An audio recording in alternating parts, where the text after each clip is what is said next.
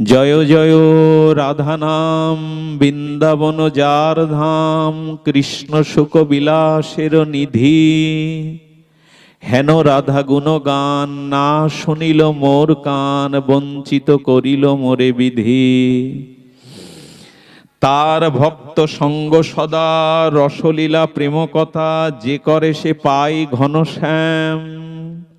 ইহাতে বিমুখ যেই তার কবু সিদ্ধি নাই, না শুনিয়ে যেন তার নাম। অক্ষরগুলো কার? প্রেম ভক্তি মহারাজ। নিত্যানন্দ প্রেম আবেশ মূরতি, গৌড়ীয় রাগানুগা ব্রজভজনের ধ্রুব তারা। প্রেম ভক্তির মহারাজ ছিল নরোত্তম ঠাকুর দাস মহাশয়ের প্রেম ভক্তি চন্দ্রিকার পথ। জয় জয় রাধা নাম বৃন্দাবন যার ধাম, কৃষ্ণ সুখ বিলাসের নিধি। জয় জয় রাধা নাম। আচ্ছা, জয় জয় হলো উৎকর্ষ ব্যজক। জয় জয় কেন বলছেন? বলো উৎকর্ষেরও উৎকর্ষ, মহা উৎকর্ষ হলো রাধা নাম। ভগবানের সব নামের মধ্যে শক্তি ও মহিমা আছে, কিন্তু নামেও ভেদ আছে। একটু শুনে নিন, কথাটা খুব শাস্ত্র সিদ্ধান্তের। ভগবানের সব নামের মধ্যেই জীবকল্যাণ প্রেম ভক্তির মহিমা আছে, কিন্তু নাম আচার্যগণ নামেও ভেদ করেছেন। কেমন জানেন? ৩,০০০ বিষ্ণু নাম নিলে, ৩,০০০ বিষ্ণু নাম নিলে এক রাম নামের সমান হয়। আর ৩,০০০ বিষ্ণু নাম ৩ বার রাম নাম নিলে যে মহা কল্যাণ শুদ্ধ ভক্তির উদয় হয়, একবার কৃষ্ণ নাম নিলে ৩,০০০ বিষ্ণু নামের সমান হয়। ভগবানের যত বিভূতি সম্পন্ন মাধুর্যময় নাম আছে, তার মধ্যে সর্বাপেক্ষা শ্রেষ্ঠ নাম হলো কৃষ্ণ নাম। নামে কিন্তু ভেদ নাই, ভগবানের সব নামের মধ্যে মহিমা প্রযুক্ত আছে, কিন্তু তার মধ্যে ৩,০০০ বিষ্ণু নাম নিলে এক রাম নামের তুলনা হয়, আর ৩,০০০ বিষ্ণু নামের তুলনায় একই কৃষ্ণ নাম ও এক কৃষ্ণ নামের মহিমা। আর শত শতবার কৃষ্ণ নাম নিলে কৃষ্ণ যতটা প্রসন্ন না হন, কৃষ্ণ যতটা বশীভূত না হন, একবার রাধা নাম নিলে কৃষ্ণ প্রসন্ন হয়ে যান। এই জন্য জয় জয় রাধা নাম। উৎকর্ষের উৎকর্ষ ব্যঞ্জক হলো রাধা নাম। রাধা নামের উপরে আর কোন নাম নাই। এটা আমার মন গড়া সিদ্ধান্ত নয়, এটা ভাগবতী ও গোস্বামীগণের সিদ্ধান্ত। এখানে কি বলছেন দেখুন, কৃষ্ণ সুখ বিলাসেরও নিধি। আচ্ছা, প্রেম ভক্তিটা কি? ভগবানকে সেবা দিয়ে আনন্দ দেওয়া। তো প্রেম ভক্তি মানে সসুখ কামনা বাসনা ত্যাগ করে ভগবানকে সেবার দ্বারা সুখী করার নাম হলো ভক্তি বা প্রেম। এ জন্মে পরজন্মে তোমার কাছে কারো কাছে কিছু চাই না, যেন জন্ম জন্মান্তরে তোমার সেবা করতে পারি, তোমায় আনন্দ দিতে পারি, এর নাম প্রেম। প্রেম খুব বড় কিছু না, ভক্তি বড় কিছু না। নিজের সুখবাঞ্ছা ত্যাগ করে ইষ্ট বা প্রেষ্ট আনন্দময় আনন্দময়ীকে, সুখময় সুখময়ীকে সুখ দেওয়ার নাম হলো ভক্তি বা প্রেম। তো বলছেন, কৃষ্ণকে যদি কেউ সুখ দিতে চান, তাহলে তাকে রাধা রাধা নাম গুণকীর্তন করতে হবে। কারণ রাধা নামই হলো কৃষ্ণ সুখ বিলাসের কি শব্দ দিয়েছে? কৃষ্ণ সুখময় আনন্দ বিলাস তখনই পায় যখনই কোনো ভক্ত রাধা রাধা বলে উচ্চারণ করে। এমনি দেখবেন এখানে ২৪ প্রভাত ৩ দিন হরিনাম হবে তো, কিন্তু যখন কুঞ্জভঙ্গ হয় তখন রাধা নাম করা চাই। যুগল নাম যদি না করা হয়, এই নাম যজ্ঞের চেকে সই হবে না। আপনার টাকা ব্যাংকে আপনি সুরক্ষিত রেখেছেন, চেকে ২-৩টে সই দিলেন, সেকেন্ড ম্যানেজারও সই দিল, কিন্তু জেনারেল ম্যানেজার সই না দিলে টাকা আপনি যতই হরি নাম করেন, রাধা নাম যেখানে উচ্চারণ হবে না সেখানে প্রভু সুখ পাবেন না, আনন্দ পাবেন না, বিলাস পাবেন না। এই জন্য জয় জয় রাধা নাম, বৃন্দাবন যার ধাম, কৃষ্ণ সুখ বিলাসেরও নিধি। নিধি মানে সম্পদ। যদি কৃষ্ণকে সুখ দেওয়ার সম্পদ চান, একটি মাত্র সম্পদ, রাধা রাধা। আর কি বলেছেন? হেন রাধা গুণগান, অপ্রাকৃত সুখময়ী ব্রজেশ্বরী করুণাময়ী লাদিনী অধীশ্বরী, কৃষ্ণ প্রেমের বিলাসী মূর্তি। যিনি রাধা গুণগান করলেন না, কানে শুনলেন না রাধার মহিমা, রাধার অনন্ত গুণ মহিমা, মাধুর্য মহিমা যিনি শ্রবণ করলেন না, রাধা নাম বা রাধা মাধুর্য, ডেকে ডেকে বলছেন নরোত্তম, আমাকে বঞ্চিত করলে বিধাতা, আমি রাধা গুণগান কানে শুনতে না পেয়ে বঞ্চিত হলাম, জগতে জগতে বঞ্চিত হলাম। আর সঙ্গ করতে হবে কার? এই দেখুন, সকলকে সম্মান করবেন। মালা তিলক দীক্ষিত ব্যক্তি মাত্র, ছোট বড় হোক, মাথা নত করে তাকে দণ্ডবত করতে হবে, সম্মান করতে হবে, এটা মহাপ্রভুর নির্দেশ। কিন্তু সকলকে সম্মান করবেন, সকলকে প্রণাম করবেন, কারো নিন্দা উচ্চারণ করবেন না, তাহলে হরি নামে রুচি হবে না, প্রেম ভক্তি হবে না। কিন্তু সকলের সঙ্গ করা যাবে না। সঙ্গের বেলায় এখানে বিভাজন করা আছে। সম্মান সকলকে করতে হবে, মান্যতা সকলকে দিতে হবে, বৈষ্ণব দেখলে চরণে লুটাতে হবে, কিন্তু সঙ্গ সকলের করা যাবে না। যারা রাধা চরণাশ্রয়ী, যারা ব্রজের ভজনের অধিকারী, যারা বিশুদ্ধ গৌড়ীয় বৈষ্ণব, যাদের বুকে রাধা, মুখে রাধা, হৃদয়ের প্রতিটি স্পন্দনে রাধা, এই রাধা রানীর নাম আশ্রিত ভক্তের সঙ্গ করলে তার ভেতরের রাধা ভাবটা আপনার ভিতরে সংক্রামিত হবে। এই জন্য রাধা দাসের সঙ্গ করতে হবে। রাধা রানীর যিনি নিত্য সঙ্গপরায়ণা, নাম পরায়ণা, তার সঙ্গ করতে হবে। তার ভক্ত সঙ্গ সদা। আহা কি পদ বলেছেন! সেই রাধা রানীর চরণাশ্রিত, যুগল ভজন চরণাশ্রিত, ব্রজের নিকুঞ্জ মন্দিরের চরণাশ্রিত রাধা নাম যার বুকে মুখে হৃদয় ক্রিয়া প্রতিক্রিয়ায় অনু শ্বাসে প্রশ্বাসে যার রাধা ভাব, সেই ভাবময় রাধা দাসের, রাধা গুণ কীর্তনের ভক্তের সঙ্গ সদা করো। আর করলে কি হবে? রসময় রসময়ী, সুখময় সুখময়ী ভগবান বা রাধারানীর মাধুর্য লীলা কথা ছাড়া ওই ভক্ত মুখে আর কিছু বলবে না। তার মুখে রাধা মাধবের নিত্য লীলা বিলাস শ্রবণ করতে পারবে। বললেন ইহাতে বিমুখ যেই, যে রাধারানীর আশ্রিত ভক্তের সঙ্গ করে না, যে রাধা নামে বিমুখ, রাধা নামে যার রুচি নেই, বললেন এ জাতীয় রাধারানীর মাধুর্য নামে প্রেমে ভজনে যারা বিমুখ, এই জগতে তার কোনোদিন সিদ্ধি হবে না। রাধা রানীকে বাদ দিয়ে, রাধা রানীর নামে রুচি না এনে, রাধা দাস্যত্ব স্বীকার না করে, রাধা দাস্য ভক্তের সঙ্গ না করলে তার জীবনে কোনো সাধনায় সিদ্ধি নাই। কি বলেছেন জানেন? ঠাকুর মশাই কষ্ট পাবেন না, এরকম রাধা বিমুখ, রাধা নাম বিমুখ, তার মুখ যেন আমি দর্শন না করি। কত বড় কথা বলে দিয়েছেন।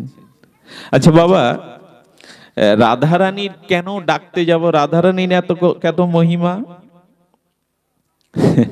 কি বলেছেন জানেন?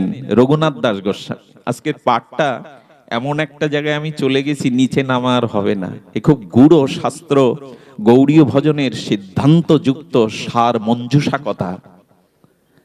যারা রাধা দাস্য পেয়েছেন, কাম বীজ কাম গায়ত্রী পেয়েছেন, তারা এ জন্মে না অনেক জন্মের ভাগ্য তাদের। রাধা মহিমা শুনুন। কেন রাধারানীর চরণাশ্রয় করব? বলে য এক গোবিন্দং ভজতি কপটি দাম্ভিকতা।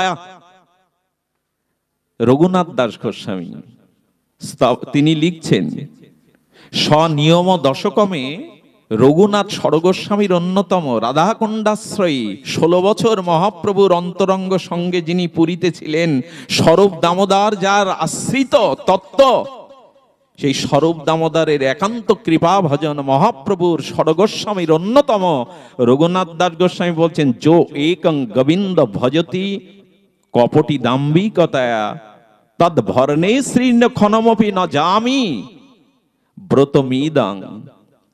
আহারে কি বলেছেন, যিনি কৃষ্ণ প্রিয়তমা গান্ধর্বা শ্রী রাধা ঠাকুরানীকে অনাদর করে, শব্দগুলো শুনুন, যিনি কৃষ্ণ প্রিয়তমা প্রবীণা পরম রসময়ী লাদিনী অধীশ্বরী প্রেম ভক্তির করুণাকণা দায়িকা রাধারানীকে পাশ কাটিয়ে রাধারানীকে উপেক্ষা করে এক গোবিন্দের ভজন করেন, তিনি বলছেন সে ব্যক্তি কপটি, সে ব্যক্তি দাম্ভিক, এ জন্মে যেন তার মুখ দর্শন আমার না হয়, যিনি রাধারানীকে উপেক্ষা করে এক কৃষ্ণ ভজন করেন।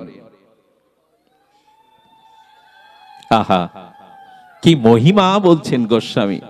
যিনি রাধা, আমাদের সমাজে একদল লোক আছে, তারা কি বলে, কুরুক্ষেত্রের কৃষ্ণ চাই, ওই রাধারানীর সাথে গোপীদের সাথে রাসলীলা কৃষ্ণের এখন প্রয়োজন না, জগতে আসরিক শক্তি বেড়ে গেছে, অন্যায় বেড়ে গেছে, এখন কুরুক্ষেত্রের সুদর্শনধারী কৃষ্ণ চাই। লোক এই কথা বলে না অনেকেই, তাদের বলা ভালো, যে মানুষের ঘরের সুখ নেই, ঘরে প্রেম নাই, সন্তানের প্রেম, প্রণয়িনী স্ত্রীর প্রেম নাই, সে যুদ্ধ করে খেটে কি করবে? মানুষ 18 ঘন্টা খাটে জানেন, কোদাল কাঁধে করে সারা সপ্তাহ খেটে 0 পয়েন্টে খুলনায় রাত 2টোয় দাঁড়ায় থাকে, ট্রাকের হাত উঁচু করে যদি বাড়ি যেতে পারি। বলে তো বাড়ি যাওয়ার টান কেন তোমার? ছুটি হলেই ছাত্ররা, অফিস ছুটি হলেই কর্মচারীরা দোকান বন্ধ করেই বাড়ি যায় কেন? বললো রাত দিন খাটি এই জন্য, ঘরে গিয়ে মায়ের মুখখানা, বাবার মুখখানা, প্রেয়সী প্রণয়িনী স্ত্রীর প্রণয় আর ছেলে মেয়েদের মুখের হাসি, এইটুকু সুখ না থাকলে এত কি খাটতাম, এত কি পরিশ্রম করতাম, এখন কি জীবন যুদ্ধ করতাম? ওইটুকু সুখ আছে বলেই তোমায় এত পরিশ্রম করে লোক। সুন্দরবনে বাদায় যায় বাঘের সামনে, একটা হেল্পার বাঁচে, রোদ বৃষ্টি ঝড়ে কত চেঁচায় কেন জানেন? ওই সারাদিন জীবন যুদ্ধ করে যে টাকাটা পায়, ওই বাজার করে ঘরে গেলেই তার শান্তি। এই বৃন্দাবনে রাধা মাধব সখী যুগল হলো আপন ঘর, ওইখানে ছাড়া যুদ্ধ করে, যুদ্ধে কখনো কারো শান্তি হয়? অস্ত্র ধারণ করে কখনো কারো শান্তি হয়? এই জন্য বলে রাধা রানীকে উপেক্ষা করে যিনি একা গোবিন্দের ভজনা করেন, তিনি দাম্ভিক, তিনি কপটি, এ জন্মে যেন তার মুখদর্শন আমার না হয়। য একং গোবিন্দং ভজতি কপটি দাম্ভিকতয়া। আহারে গোস্বামীগণের তদ্ভরণে শ্রীর্ণে ক্ষণমপি ন জামি ব্রতমিদম, তাদের যেন মুখদর্শন না হয়। একজন প্রশ্ন করছেন, গোস্বামী আর যারা যুগল উপাসনা করে, ললিতা, বিশাখা, রূপমঞ্জরী, সখীমঞ্জরী সহ যুগলের কুঞ্জ উপাসনা করে, বলেন আমি তাদের চরণ ধুয়ে সেই চরণ ধৌত জল পান করে মাথায় ধারণ করব, আমি তাদের চরণ জল করে চরণ পান করব। গোস্বামী বলছেন যারা সখী সহিত, আচ্ছা তুলসী বন্দনা না করে হরি নাম যজ্ঞ করা যায়? কোন বন্দনা দিবস? তুলসী বন্দনাটা কে লিখেছে? দীনকৃষ্ণ দাসে কয়, এই তো। এই দীনকৃষ্ণ দাস হলো ব্রজের রাধারানীর যুগল ভজনের রাধা দাসের একজন মহাজন, কৃষ্ণ দাস। আচ্ছা তুলসী বন্দনায় সারা জীবন ভক্তরা গাইলো, কি গাইলো? নম নম তুলসী শ্রীকৃষ্ণ প্রেয়সী, আমি রাধা কৃষ্ণের সেবা পাবো, চরণ পাবো এই অভিলাষী। কই ওখানে একা কৃষ্ণের কথা তো বলা হলো না। এর পরের শব্দগুলো যদি বলেন তাহলে দেখবেন অনেকটা দিন ভুল হয়ে গেছে রাধা ভজন না করে। যে তোমার শরণ লয় তার বাঞ্ছা, কৃপা করি করো তারে বৃন্দাবন বাসী। বৃন্দাবনে যেতে গেলে, যুগল ভজন করতে গেলে প্রেয়সী তুলসীর দাসীর কাছে প্রার্থনা করছে। এই তারপরে কি বলছেন? এই মনের অভিলাষ বিলাস কুঞ্জে এই বিলাসকুঞ্জটা কি কুরুক্ষেত্রে? এই বিলাসকুঞ্জ হলো নিকুঞ্জ বৃন্দাবনের মধুকাননে মধুবনের নিকুঞ্জ মন্দির, যেখানে রাধা কৃষ্ণ বিলাসে মিলিত হয়, যেখানে মঞ্জরীগণ রূপমঞ্জরী, হ্যাঁ, মঞ্জুলালি মঞ্জরী রূপমঞ্জরী সহ রাধা মাধবকে একান্তে সেবা দেয়। সেই বিলাসকুঞ্জ, যেখানে রাধা মাধব বিলাসে নিত্য লীলাময়তায় হয়ে আনন্দ আস্বাদন করেন। তো সেই বিলাসকুঞ্জে যুগল সেবা ব্যতীত, রাধারানীর দাস্য ব্যতীত ওখানে ঢোকবার অধিকার কারো। গিয়ে গেলেন সারা জীবন বিলাসকুঞ্জে, দিয়েও বা শতশ রাধারানীর নাম নিলেন না। যার কৃপায় ছাড়া ব্রজভজন পাওয়া যাবে না, কৃষ্ণ পাওয়া যাবে না। এরপরে কি বলছেন? এই নিবেদন ধরো সখীর অনুগত করো। যারা রাধারানীর নিত্য সখী ললিতা বিশাখা, তাদের আনুগত্য না নিলে রাধা মাধব পাবে না। আমরা সখী ভাবটা কদর্য করে ফেলেছি। এই বঙ্গদেশে অনেক প্রতারক কপটি এই রাধা মাধবের যুগল ভজনের নাম করে, সখীর নাম করে, তাদের কাম কামনা চরিতার্থ করে কদর্য করে ফেলেছে এই ভজনটা। আপনাদের এই বাংলায় হরি নামের খুব প্রচার।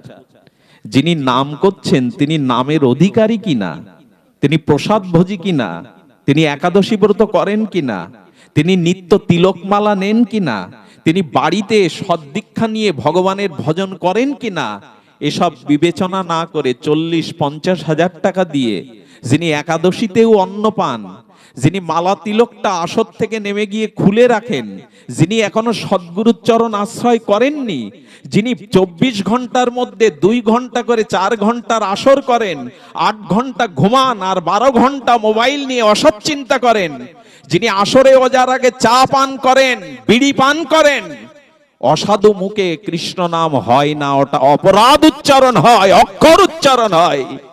কিন্তু এই নামেই এখন মানুষ মেতেছে। শাস্ত্রে বলছে অসৎ সঙ্গেতে ভাই কৃষ্ণ নাম নাহি হয়, নামাক্ষর বাহির হয় বটে, ওটা অক্ষর উচ্চারণ হয়। ওই বেহালা বাঁশি সুর ভালো লাগে, ওর দ্বারা কারো স্বভাব পরিবর্তন, কৃষ্ণ প্রেম হয় না।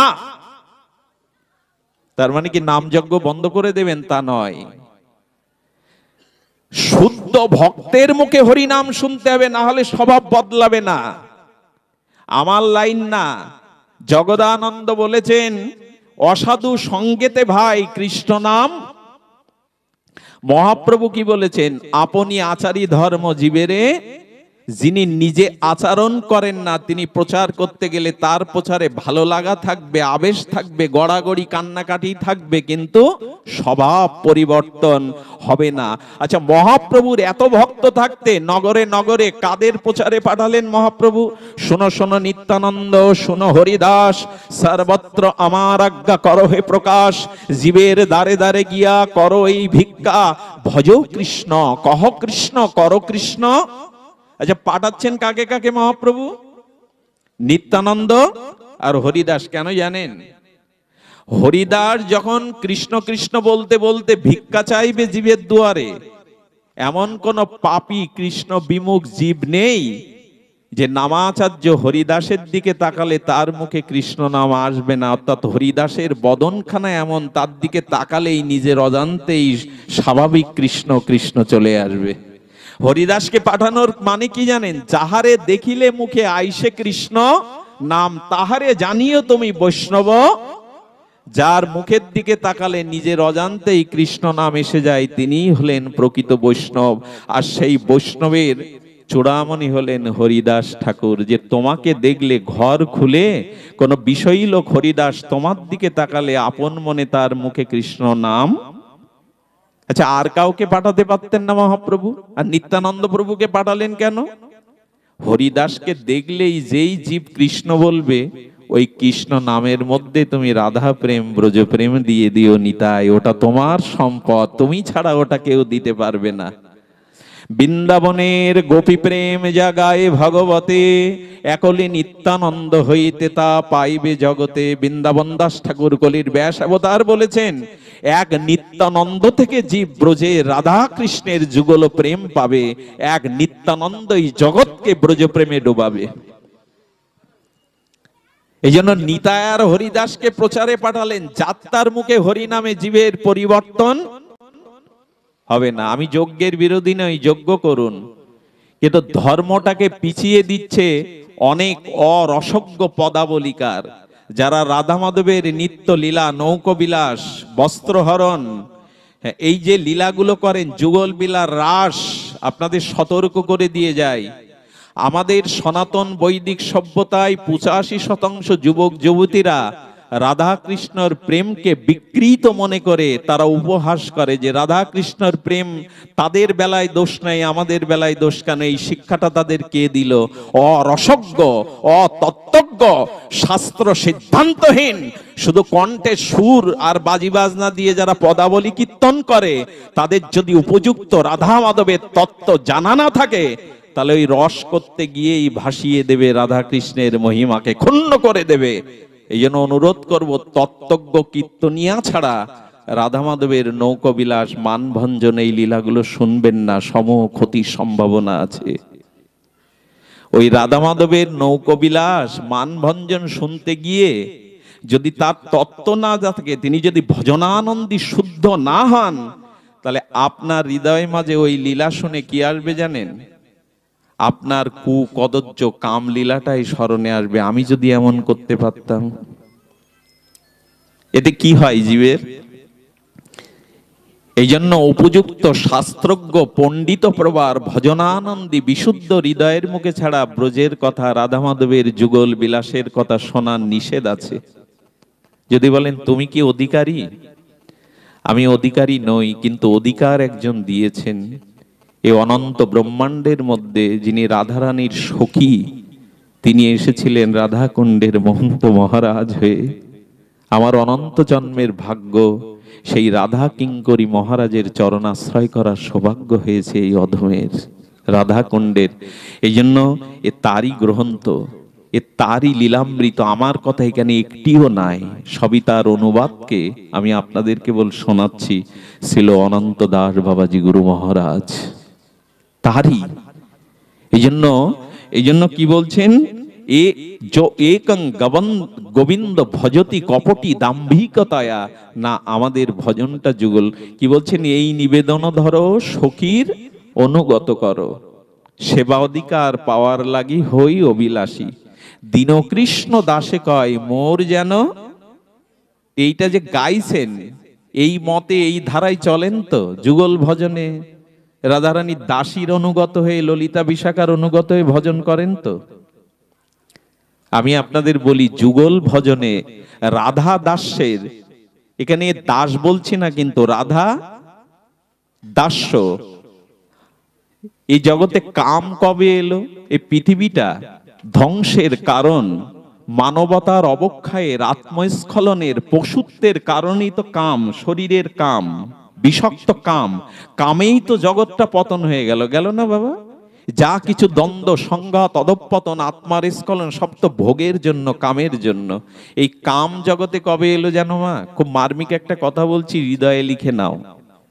এই কাম তখনই এসছে জগতে যখন এই নারী এবং পুরুষ, এই বিজাতীয় ভাব তৈরি হয়েছে। আপনি পুরুষ আর আমি, তখনই কামের জন্ম হয়েছে।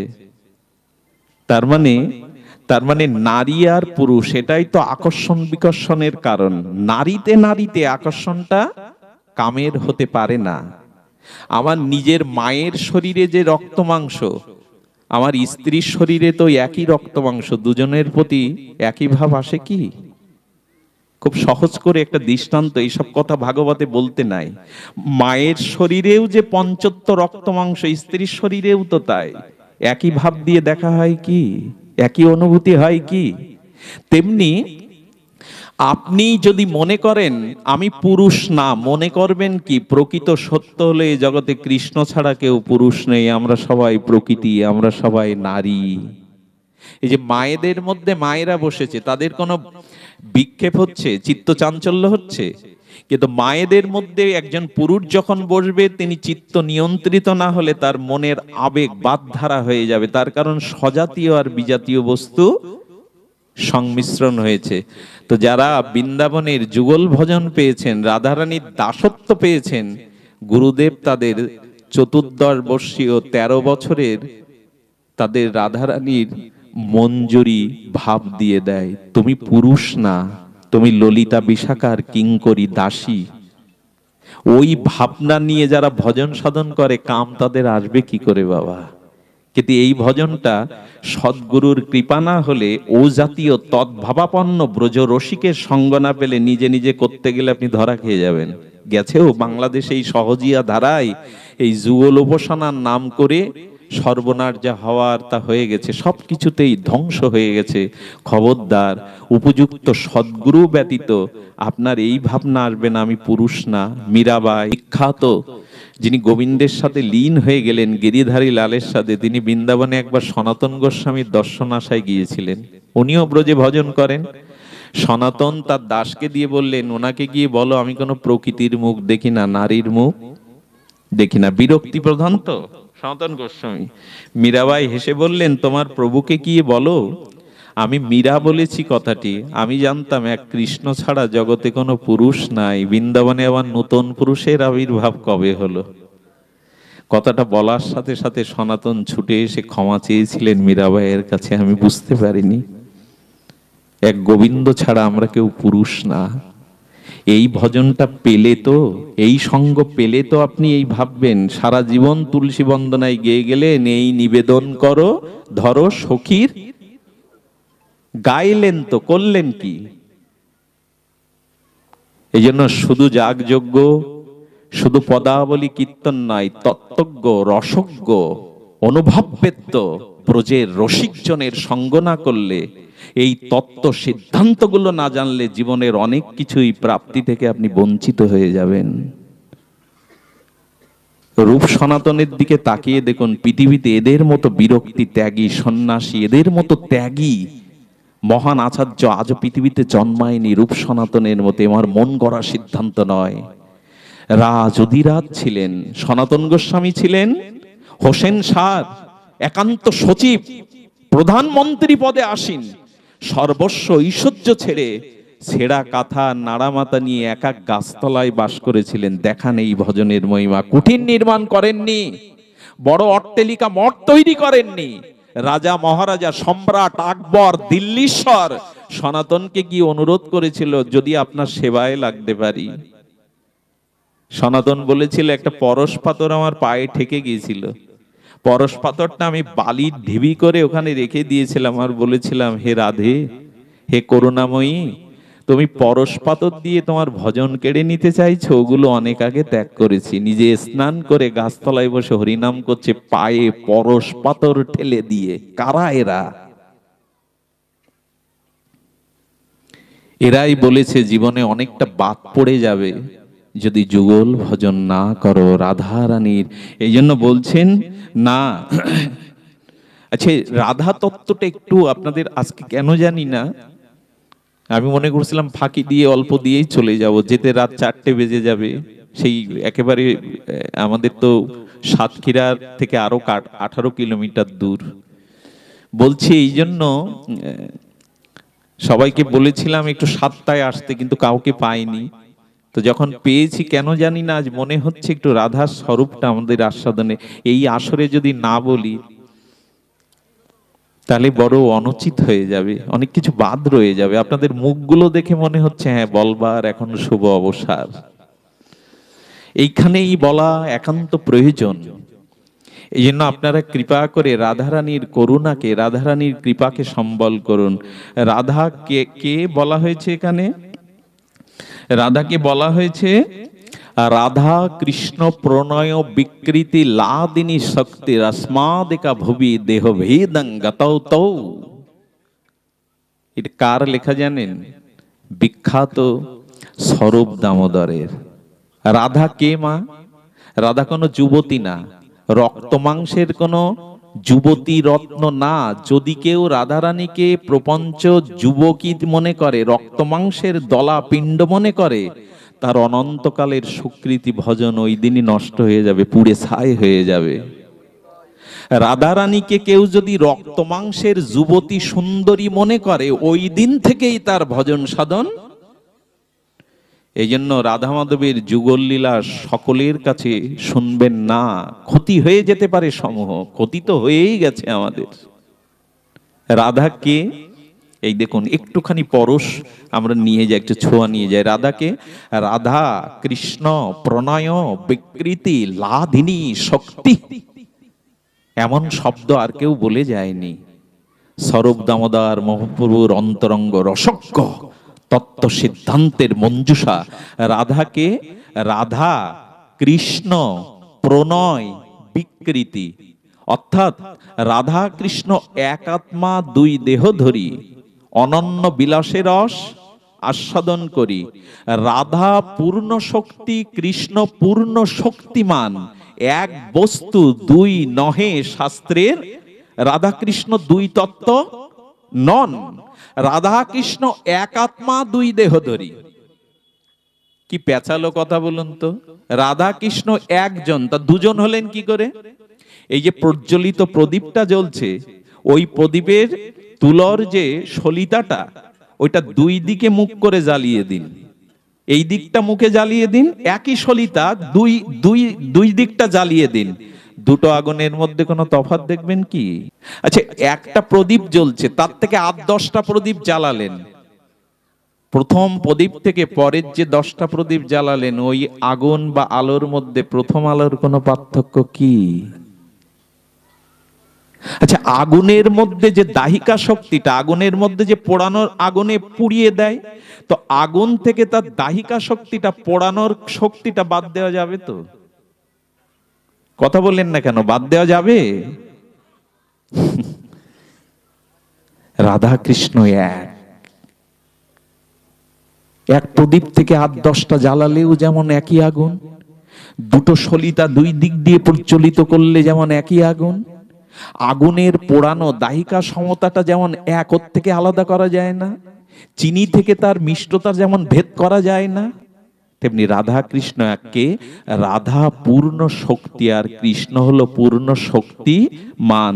যার ধন আছে তাকেই তো ধনী বলবো, যার রূপ আছে তাকেই তো রূপবান বলবো, যার গুণ আছে তাকে তো গুণবান বলবো। শক্তি ছাড়া শক্তিমানের ঐশ্বর্য বা বিশেষণ হয় না। যার শক্তি নেই তাকে শক্তিমান রূপে বিশেষণ দেওয়া খুব কঠিন প্রস্তাবনা। শব্দগুলো এরকম করেই বলা। শক্তি যদি না থাকে, আচ্ছা আগুনের যদি পোড়ানোর দায়িকা ক্ষমতা না থাকে, আগুনকে কে মানবে? চিনির যদি মিষ্টতা না থাকে, তাহলে চিনিকে কে মানবে? আচ্ছা জলের যদি তৃষ্ণা নিবারণ করার ক্ষমতা না থাকে, জলকে কে মানবে? তেমনি রাধা হলেন পূর্ণ শক্তি আর কৃষ্ণ হলো পূর্ণ শক্তি মান। যদি শক্তি না থাকে তাহলে শক্তিমানের মহিমা কোথায়? এখানে শক্তিও থাকতে হবে। যেমন আপনার দেহের ভিতরে মাময়ী বাংশ জীবলোক, ভগবানের আত্মা চিৎকন অংশ আত্মা আছে, আপনার ভিতরে আছেন, এই জন্য তো আপনি বেঁচে আছেন। অর্থাৎ দেহটাও লাগবে, আত্মাটাও যুক্ত হতে হবে। যদি আত্মা যুক্ত না হয়, মা বাবা রক্ত অর্জ বীর্য দ্বারা শুধু দেহটা থাকে, আত্মা না থাকে, সে দেহ মরা ছাড়া, পচা গলা ছাড়া কি কোনো মূল্য আছে? অর্থাৎ আত্মার সংযোগ হতে হবে, আবার দেহটাও লাগবে। একা আত্মা যেমন অদৃশ্য সূক্ষ্ম, তাকে দেখা যায় না, দেহের মধ্যে প্রবেশ করেই আত্মাটা শক্তি সঞ্চার করে। আবার যদি আত্মা না থাকে তাহলে জড়দেহ মৃত। তেমনি রাধারও পূর্ণ শক্তি লাদিনী যদি না থাকে, তবে একা কৃষ্ণের কোনো মহিমাই নাই। এরকম করে বুঝতে হবে। আবেগে হই হুল্লোড় করে রাধা মাধব বুঝলে বড় ভুল হয়ে যাবে, পাপ স্লিপ করবে। রাধা কৃষ্ণ দুই নয়। আচ্ছা দুই নয় তো দুই হলো কি করে? এই দেখুন বলছেন রাধা কৃষ্ণ প্রণয় বিকৃতি। প্রণয় মানে কি? অনুরাগ, ভালোবাসা। অর্থাৎ লক্ষ্য করুন, শ্রীকৃষ্ণের অনন্ত শক্তির মধ্যে 3টি শক্তি প্রধান। কি বললাম? শ্রী ভগবানের অখণ্ড পরতত্ত্ব কৃষ্ণের অনন্ত শক্তির মধ্যে 3টি শক্তি প্রধান। কি কি? লাদিনী, সন্দিনী, সম্বিত। এই 3টে শক্তির আবার একটা নাম হয়েছে কি শক্তি? যখন গোবিন্দ যে শক্তির দ্বারা অন্তরঙ্গ ভক্ত সঙ্গে লীলা করেন, তাকে বলা হয়েছে স্বরূপ শক্তি। আর যে শক্তির দ্বারা অনন্ত জীব সৃষ্টি করেন ভগবান, এই জগতে অনন্ত জীব সৃষ্টি করেন, তাকে বলে তটস্থ শক্তি। আর যে শক্তির দ্বারা গোবিন্দ এই জগৎ সৃষ্টি করেন তার নাম হলো সৃষ্টি লীলা, সেটা মায়া শক্তির দ্বারা। মায়া শক্তির দ্বারা ত্রিগুণময়ী জগৎ, আর তটস্থ শক্তির দ্বারা অনন্ত জীব, আর স্বরূপ শক্তির দ্বারা অন্তরঙ্গ ভক্ত সঙ্গে তার প্রেম আস্বাদন। স্বরূপ শক্তি, তটস্থ শক্তি, বাবা এত কথাগুলোকে আমরা নিতে পারি না। তো জীব শক্তি তটস্থ দ্বারা, তো গোবিন্দ কি করছেন, ওই গোবিন্দের হৃদয়ে যে স্বরূপ শক্তি তার নাম কি বললাম, স্বরূপবৃত্তি। স্বরূপ শক্তি তার নাম লাদিনী। কি নাম বললাম, একবার উচ্চারণ করলেও করোনা হবে, লাদিনী, হলাদিনী শক্তি। এই হলাদিনী শক্তিটার কাজ কি? শক্তির তো একটা বিদ্যুৎ দ্বারা মাইক বাজছে, লাইট জ্বলছে, ফ্যান ঘুরছে। বিদ্যুৎ কি এক শক্তিতে ব্যবহার হয় না বিভিন্ন শক্তিতে ব্যবহার হয়? তেমনি বলছেন এই লাদিনী যে শক্তি, শক্তির কাজ কি? একটা অদ্ভুত কথা বলেছেন দার্শনিকরা, শক্তি ক্রিয়াশীলা। শক্তি ক্রিয়া না করলে শক্তি বোঝা, শক্তি অব্যাপ্ত না, শক্তি ব্যাপ্ত হলেই তার শক্তি ক্রিয়াশীলা হয়। অর্থাৎ মাইকটা আছে, কানেকশনও আছে, এই কানেকশনটা বা যদি বিদ্যুৎ না থাকে, এ কানেকশন লাগলেও খাটানো থাকলেও বাজবে তো, শব্দ যাবে তো দূরে। তার মানে শক্তিটা গোবিন্দের অন্তরে যে লাদিনী শক্তি, এই লাদিনী শক্তি হলো রাধা। লাদিনী শক্তিটাই হলো রাধা। তবে শক্তি ক্রিয়াশীল, এই জন্য রাধা কৃষ্ণ একাত্মা, দুই দেহধরী, দুই হলেন কেন? গোবিন্দ মনে মনে ভাবছেন একাকী ন রমতে। আচ্ছা, এইখানে যদি আপনারা সবাই চলে যান, আমি একা বসে থাকি, আনন্দ হবে তোমার? আবার আপনারা সবাই বসে থাকলেন, এখানে কোনো বক্তা বা কীর্তনিয়া নেই, বসে থাকতে আনন্দ হবে তো? গোবিন্দ বলছেন একা তো আমি আনন্দ পাচ্ছি না। পৃথিবীতে যখন সৃষ্টির আদিতে কেউ ছিল না, তখন তিনি তো একা ছিলেন না বাবা? একা আনন্দ হয়? শ্রী গোবিন্দেরও মনে পড়লো একাকী ন রমতে, একা খেলা যায় না। আমাদের খেলার ভগবানের হলো লীলা। আমাদের খেলা একটা নির্দিষ্ট সময় শেষ বাঁশি ভরে, কিন্তু গোবিন্দর লীলার কোনো শেষ বাঁশি নেই। আমাদের সন্ধ্যা হয়ে গেলে খেলা ছেড়ে মা ডাকে চলে যেতে হয়, গোবিন্দ লীলার কোনো সন্ধ্যা নেই, সকালই নেই, অনন্ত যুগ যুগান্তর। আমাদের খেলায় ক্লান্তি আসে, আর গোবিন্দ লীলায় আসে আনন্দ। এই জন্য আমাদের যেটা খেলা, গোবিন্দের ওটা লীলা। তো গোবিন্দ বলছেন একা তো খেলা হয় না বাবা, সামনে এসো না, একা তো লীলা হয় না। গোবিন্দ তখন চিন্তা করলেন, আমার ভিতরে যে শক্তিটা আছে, লাদিনী শক্তি, আমি যদি সেটাকে বাহির করে আর একটা রূপ দিই, দুজনে খেলা করি, কেমন হয়? কথাটা কি করে বোঝাবো? রবীন্দ্রনাথ বুঝিয়েছে। ছোট্ট একটা বাচ্চা সরল প্রাণে মাকে বলছেন, মা আমি কোথায় ছিলাম জন্মাবার আগে? মা কি উত্তর দেবে ওকে? মা আমি কোথায় ছিলাম? মা ভেবে চিনতে কি উত্তর দিল জানেন? কবিগুরু বলেছেন কথাটি, তুই আনন্দ হয়ে আমার ভেতরে ছিলি, আনন্দের জন্যই তো সন্তানের জন্ম, তুই আনন্দ হয়েই আমার ভেতরে ছিলি। গোবিন্দ চিন্তা করলেন একাকী তো লীলা রস আনন্দ হয় না, তাই আমার ভেতরে লাদিনী শক্তিটাকে যদি আমি আর একটা রূপ দিয়ে সামনে আনতে পারি, তবেই হবে সেটি লীলা, তবেই হবে সেটি আনন্দ। তাই গোবিন্দ কি করলেন, রাধা কৃষ্ণ প্রণয় বিকৃতি, কৃষ্ণ প্রেম, কৃষ্ণের ঘনীভূত লাদিনী, যে শক্তির দ্বারা ভগবানও আনন্দ পান, শব্দ দুটো লিখে নিন। লাদিনী দ্বারাই করেন আনন্দ আস্বাদন, লাদিনী দ্বারাই করে ভক্তেরও পোষণ। লাদিনী শক্তির দ্বারাই কৃষ্ণ আনন্দ পান, আর ওই আনন্দটা কৃষ্ণ যারা রাধা গুণগান গায়, রাধা দাস্য কৃষ্ণ ভক্ত, গোবিন্দ রাধারানীর চরণ থেকে ওই ভক্তিটা জগৎকে দিয়ে দেয়। কৃষ্ণ দিতে পারেন আনন্দ, রাধারানী লাদিনী আনন্দ দেয়।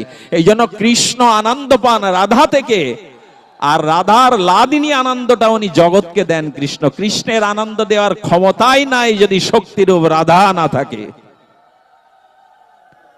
আচ্ছা, এখানে কি শব্দ দিল? কৃষ্ণ প্রেমটাই বিকার হয়ে বিকৃত হয়ে রাধা হলো। রাধা কৃষ্ণ প্রণয় বিকৃতি। বিকৃতি শব্দের অর্থ কি? এখানে অনেক শিক্ষিত শ্রেণীর মানুষ আছেন, তত্ত্বজ্ঞ। দীনেশ দা বলুন, কি বিকৃতি মানে কি? বাবা, বিকৃতি মানে বিকার। বিকার মানে, আহারে কি দার্শনিক বলেছেন, অতত্ত্বত অন্যথা প্রকার বিকার। বিকার কাকে বলে? কোন বস্তু ধর্মকে সুরক্ষিত করে যখন অন্য রূপ নেয়, অন্য স্বাদ নেয়, তাকে বলে বিকার। এভাবে বুঝবো না আমরা। আচ্ছা, একটা পাথরের বাটিতে দুধ রাখলেন, দুধ ছাড়া কি দই হবে, মাখন হবে, ঘি হবে? খালি বাটিতে হবে জল দিয়ে? তাহলে দুধ নামক একটা তত্ত্ব পাত্রে থাকতে হবে। আচ্ছা, ওই দুধটা অম্লযোগ সহকালে দিলে, একটু অম্ল দিয়ে দিলে ওটা কি হয়ে গেল? দই হয়ে গেল। আমরা যখন দই খাই তখন কি দুধ খাওয়ার স্বাদ পাই? আর যখন দুধ পান করি তখন কি দইয়ের স্বাদ পাই? যার উদরময় রোগ তাকে দুধ দিলে তো আরো বেড়ে যাবে, কিন্তু টক দই দিলে তার উপকার হবে। তার মানে দুধটা বিকারগ্রস্ত হয়ে একটা রূপ নিল, দই হয়ে গেল। কৃষ্ণ শক্তিটা, কৃষ্ণ লাদিনী শক্তিটা যখন শক্তি থেকে আলাদা রূপ নিয়ে নিল, সেই কৃষ্ণের বিকার রূপটাই হলো রাধা।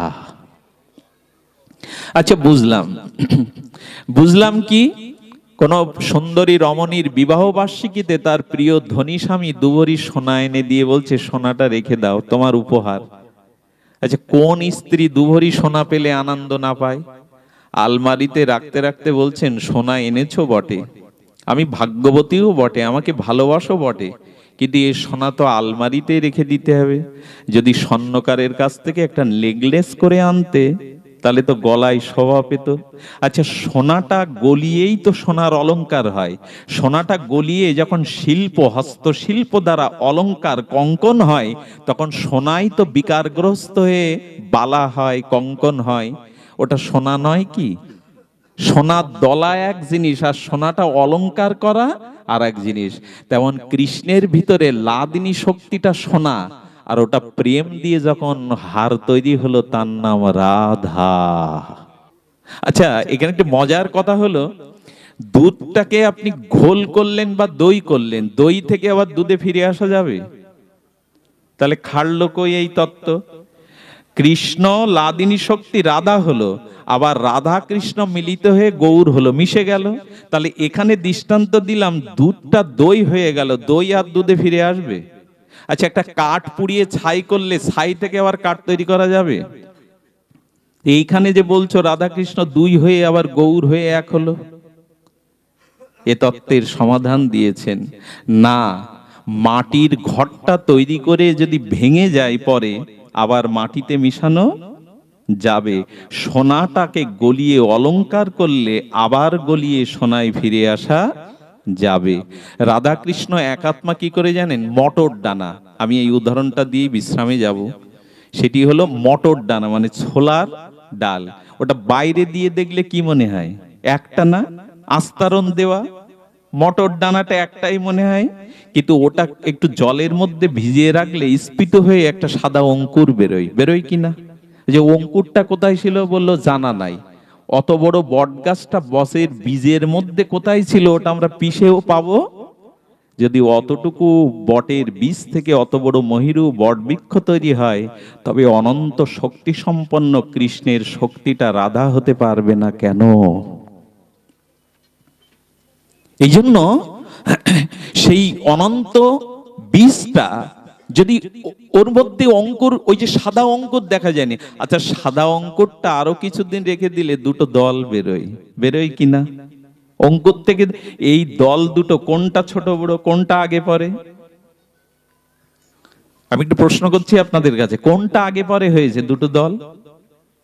ওই দলের পাতার মধ্যে যে রেখাগুলো দাগ গুলো আছে, ওটুগুলো দুই না একই। তার মানে ওই মটর দানার ভিতর থেকে একটাই অঙ্কুর উদ্গম হয়েছিল, তার থেকে দুটো দল বেরোলো। আসলে ওরা দুই না, ওটা একটা থেকেই দুটো হলো।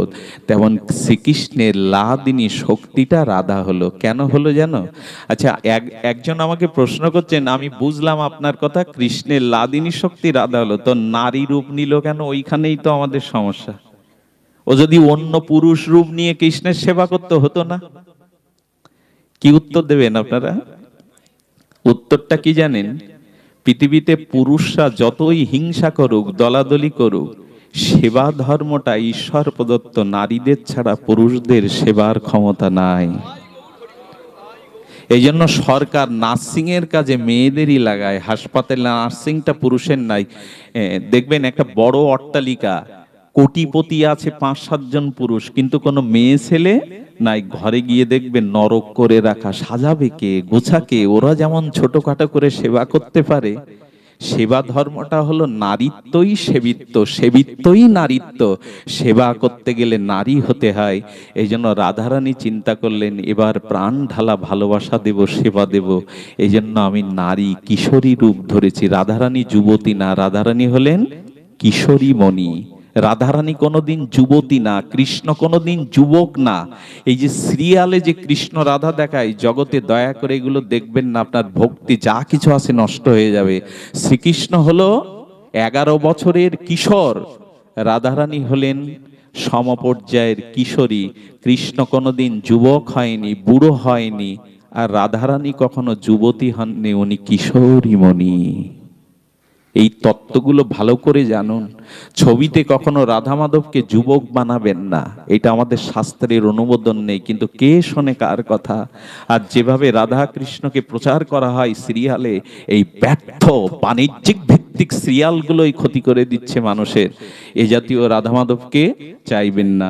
তো রাধারানীকে একটু বলেই, গ্রীষ্মে গোবিন্দ সর্বাঙ্গে চন্দন চন্দ্র চন্দ্রিকা, শীতে শ্যাম শোভাঙ্গেষু পীতপট্ট লসতপটি, মধ্যই কৃষ্ণ রসোল্লাসে মধুশ্রীত কৃতা, মধুমল্লার রাগশ্রী প্রবিশ্ব শ্যামহর্ষিণী, রীত সরসি রাসৈক রসিকেন্দ্র মিহ স্ফুটং, বরিতং হস্ত রাসশ্রী বিরহন্তি সকিশ্রিতা, হেমন্তে স্মরণ যুদ্ধাত্ম স্মটতং রাজনন্দনম, পৌরুষেন পরাজিতং জয়শ্রী মূর্তিধারিণী। রাধারানীর একটু পরিচয় দিলাম, এবার তার সেবাটা কেমন, গোবিন্দ সেবা রাধারানী কিভাবে করছেন এর পরিচয়টা তুলে ধরি। আমার সাথী ধনঞ্জয় সকালে বেরিয়ে ঘড়ি দেখাচ্ছে, কিন্তু ঘড়ি দেখালে কি হবে, আমি পাচ্ছি না কথাটা এখানে রেখে যেতে।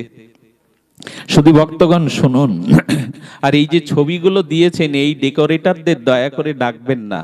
আমাদের পায়ের ধুলোগুলো, হাসি কাশিগুলো ওই অঙ্গে গিয়ে গোবিন্দের যেখানে ছবি দেখবেন, নাম দেখবেন, ওটা ছবি না, ওটা নাম না। গোবিন্দ নাম আর গোবিন্দের পট, গোবিন্দে অভিন্ন এক। আমরা গিয়ে লেপের মধ্যে ঘুমাবো, আর এই নিহারগুলো, পায়ের ধুলোগুলো উড়ে উড়ে রাধা মাধবের গায়ে লাগবে, এগুলো উচিত নয়। নামকে এত সহজ ভাববেন না, ভগবানের বিগ্রহকে এত হালকা করে দেখবেন না, এতে যে অপরাধ হবে তা স্খলন কোটি জন্মেও পাবেন না। বিগ্রহকে যারা পট মনে করে, ছবি মনে করে, অনন্ত জন্ম তাদের নরকে পতিত হতে হয়। অন্ধমণির ছেলে মারা যায়, দশরথ শব্দবেদী বানে অন্ধমণির ছেলে সিন্ধুকে মারে না? সিন্ধুর লাশ নিয়ে অন্ধমণি ধ্যান করছিল, আমি মুনি, আমি জীবনে কোনো পাপ করিনি, আমার পুত্র শোক পেতে হলো কেন? উনি ধ্যানের দ্বারা জানলেন এ জন্মে ওনার পাপ নেই, গত জন্মে আমি ভগবানের বিগ্রহকে শিলাবুদ্ধি করেছিলাম, মত্তবুদ্ধি করেছিলাম, সেই দোষে আমার পুত্র শোক পেতে হলো। আমরা অবজ্ঞা যেন না করি, নামকে যত্র তত্র ফেলে দেবেন না। এইসব নামের লিফলেট গুলো চালে গোজা থাকে, ব্যবসায়ীর চালে গোজা থাকে, এটা পথে প্রান্তরে ড্রেনে ছড়ানো থাকে। আপনার ছেলেকে যদি কেউ ড্রেনে ধুলায় ফেলে রাখে, চালে গুজে রাখে, আপনি শান্তি পাবেন? এগুলোকে ভালোবাসুন, ছবি ব্যবহার করা উচিত নয়। এরকম শোভাবর্ধনের জন্য রাধা মাধবকে দাঁড় করিয়ে রাখা উচিত নয়। কিন্তু কে শুনবে কার কথা? সাধু কথা তো মানুষ নেয় না। এই কষ্ট করে ভাগবত পাঠে কোনো দক্ষিণা না নিয়ে, এই কষ্ট করে সারা দিন পরিশ্রম করে সেই সব কথার মূল্য মানুষ না দিলে সে ধর্মের প্রগতি কোথায়, উন্নতি কোথায়? কৃষ্ণ নাম আর কৃষ্ণের ছবি অভিন্ন, তাকে হালকা করে দেখার কোনো। নামের দলের লোকরা কি করে, বুকে রাধা কৃষ্ণ, পিছনে জগন্নাথ, নিতাই গৌর। কোন কোম্পানি দিয়েছে তার নাম, রাধা কৃষ্ণের নামের পাশে নিজের নাম, অমুক কোম্পানি, মজুমদার কোম্পানি। ওই নাম দিয়ে গাচ্ছে। আচ্ছা, ঘামগুলো লাগে কার গায়ে? আমার গায়ের দুর্গন্ধ ঘামগুলো লাগে কার গায়ে? সে রাধা মাধবের গায়ে চন্দন, অগুরু চন্দন মেশানোর কথা, আমার গায়ের ঘাম। ওগুলো ময়লা হলে পাউডার সাবান দিয়ে বাড়ি মারে কে, কাছে কে? হালকা করে নেবেন না এগুলো। ভগবানের বিগ্রহ আর নাম আর ভগবান অভিন্ন, এগুলিকে হালকা করে এমনি কি কিছু হচ্ছে না আমাদের? এত পতন কেন, এত অশান্তি কেন, জগতের এত ক্ষয় কেন? একটাই কারণ, যে বস্তুর যে মর্যাদা তাকে তা না দিলে অপরাধ হয়। যে বস্তু যার যেটুকু মর্যাদা তাকে না দিলে তার দ্বারা অপরাধ হয়। আমরা ভজন করে কি করব? অপরাধেই পিছিয়ে পড়ছি। যার অপরাধ আছে তার কোটি জন্ম কৃষ্ণ নাম করলেও প্রেম হবে না। কোটি জন্ম করো যদি নাম সংকীর্তন, তবু না মিলিবে ব্রজেন্দ্র নন্দন। কৃষ্ণ চরণে প্রেম পাবে না যদি অপরাধ থাকে তোমার। অপরাধগুলো এড়িয়ে চলুন দয়া করে। সনাতন ধর্মকে যদি এগিয়ে নিতে চান তাহলে শুদ্ধ ভক্ত মুখে হরি কথা শুনুন। যতদিন হরি কথাতে রুচি না হবে, কৃষ্ণ কথাতে রুচি না হবে, ততদিন এক পাও আপনি ভজন জগতে এগিয়ে যেতে পারবেন না। আগে তো সিদ্ধান্ত জানবেন, অপরাধগুলো জানবেন। এই জন্য আপনি যা কিছু করুন আমার আপত্তি নেই। থার্মোমিটার যেমন জব মেপে দেয়, জ্বর কত ডিগ্রি, তাপমান যন্ত্র থার্মোমিটার মেপে দেয়, আপনার ভিতরে কতটুকু ভক্তি এটা মেপে দেয় আপনি হরি কথাতে রুচি হয়েছে কিনা আপনার। যার হরি কথা, ভাগবত কথা, সাধুমুখে কথা রুচি নেই, জানবেন ভক্তি জগতে তার প্রবেশই ঘটেনি।